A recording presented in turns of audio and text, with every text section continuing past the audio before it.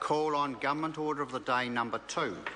Subantarctic Islands Marine Reserves Bill interrupted debate on third reading. Members, when we were last on this bill, we'd had one speaker, and the next call goes to the Labour Party. The Honourable Ruth Dyson. Mr Speaker, thank you very much. It gives me a great pleasure to speak in support of the Subantarctic Islands Marine Reserves Bill, third reading. We have supported this bill all the way through, and I guess part of the reason that it gives me such pleasure to do so is because this bill and better protection of our marine areas is a real reflection of one of the strongest values that New Zealanders have, and that is pride in their environment, passion for the great outdoors, and the responsibility, the recognition of the responsibility that the current generation have to ensure that protections are enhanced so that future generations can benefit from the beautiful surrounds that we have. So this really is a bit of a step towards a recognition of that passion, and I want to acknowledge and thank the Minister, the Honourable Dr Nick Smith, for his work in this.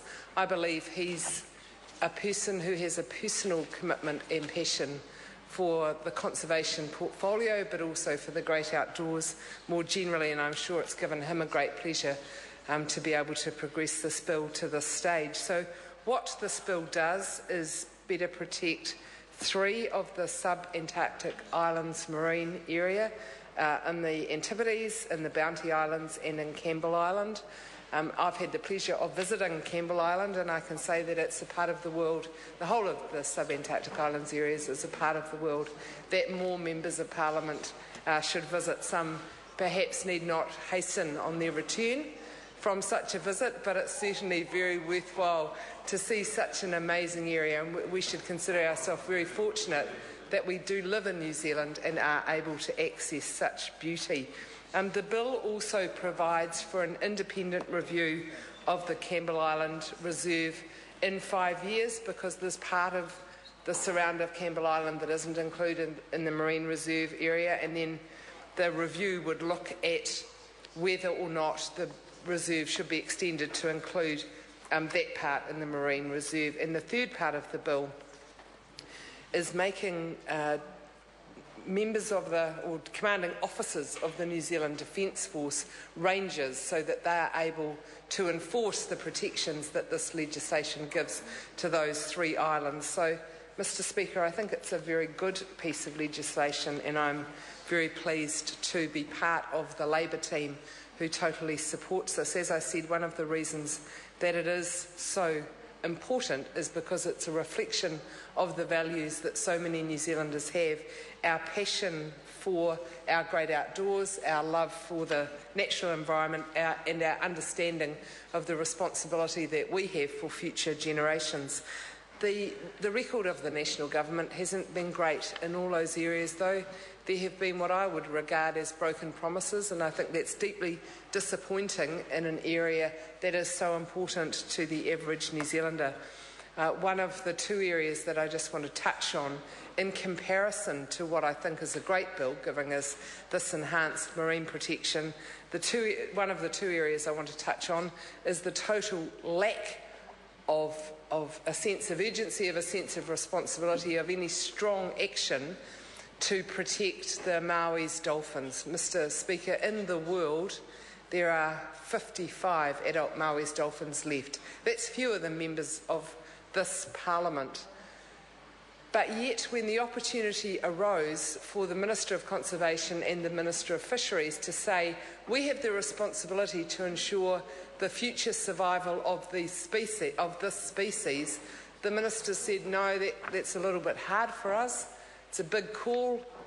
We're not going to do it. We're going to back away and take the easy option. They tinkered with the protections, and it was a total lose-lose. The biggest loser, of course, is the future of the Maui's dolphins. It will be an unforgivable act if those ministers end up being responsible for the demise of the species. It will be an unforgivable act when they have had such an opportunity to adopt the precautionary principle, which would be to take all possible action to protect those dolphins. They are critically endangered, and I don't know what part of critically endangered Ministers Nick Smith and Nathan Guy don't understand, but they clearly don't. Mr. Speaker, it's also an opportunity for a win-win in regard to the fishing industry. Internationally now, scientists, lovers of the marine environment are calling for a boycott on New Zealand fish because it's the bycatch of our fishing industry that is endangering the Maui's dolphins. So our fishing industry is also under threat as well as the Maui's dolphins. How can that be of benefit to anyone? The ministers had a chance to say, we want to move our fishing industry forward in a sustainable manner, so we'll put some money in to back that transition. It doesn't need to be much. The fishing industry are up to it. They're bright people. They can see the benefits for them and for the country, and they know the benefits for Maui's dolphins. They don't want the bycatch. They don't want to be tarred with the brush of the extinction of a species. So we could have had, with a bit of vision from the ministers, we could have had the sort of reflection again of the values of New Zealanders that would make us all proud. But instead we got a wishy-washy, half-hearted approach. Nobody was happy, and we now have a potential and a critically endangered species where the potential for saving was much higher. The other area in which I want to express extreme disappointment is the involvement of the Minister of Conservation in the process and the submissions from the Department of Conservation in the proposal on the Tukituki River to put a dam. Order. That's not part of this bill.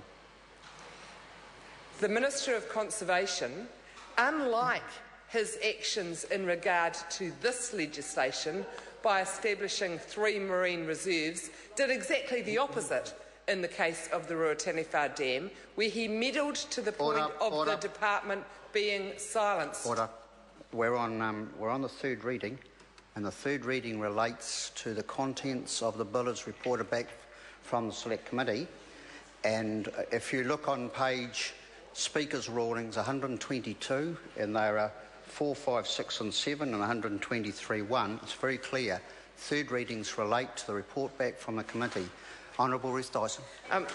Mr. Speaker, I am absolutely confident that the Minister of Conservation exercised the correct approach in regard to the Subantarctic Islands Marine Reserve, did not exercise the correct approach in regard to either the Ruataniwha Dam or the Maui's dolphins. It actually shows a bit of an arrogance from the Minister that such important issues with such strong community and, in fact, international concern could be so disregarded. That isn't the sort of leadership that I want to see from our Minister of Conservation. Just going back in my final comments, Mr. Speaker, to the Subantarctic Islands Marine Reserves Bill, as I said at the beginning of my contribution, this has been legislation that Labor has supported since it was introduced. We supported it at the Select Committee, and I'm certainly very pleased to support it in the third reading. It's the sort of opportunity that this Parliament doesn't have very often, where, well, I can't speak for the Honourable John Banks. Heaven only knows what he might do in regard to his party vote on this bill. But I'm pretty sure that all other parties are going to say, this is a responsibility that we have, this is an opportunity that we have as legislators, and we're very pleased that our Minister of Conservation has taken this opportunity and enhanced our marine reserves. I have seen a poll that the government is undertaking at the moment to see if New Zealanders support the establishment of a further marine reserve in the Kermadec, and I guess that the government are waiting to see when that poll comes back, when the poll results come back, to see which way the wind blows. So it's not an approach that I would consider principled or visionary. It's poll-driven fruitcakes, actually, is what a former Prime Minister said. It's definitely not evidence-based or driven by any ambition for New Zealand. I hope that the Kermadec Reserve Bill is introduced. I actually hope it's introduced by Gareth Hughes, because he's got a members' bill in his name. He's well ahead of the government in that regard, but I know that if the polling comes out right, Stephen Joyce will say, that looks like a winner for us, let's get onto it, it won't cause any controversy. That's not the sort of approach that I like to see running our country, Mr Speaker, but leaving that concern aside, if that bill came to Parliament, I would certainly support it in the same way as I support the Subantarctic Islands Marine Reserves Bill. I call Nikki Wagner. Mr Speaker.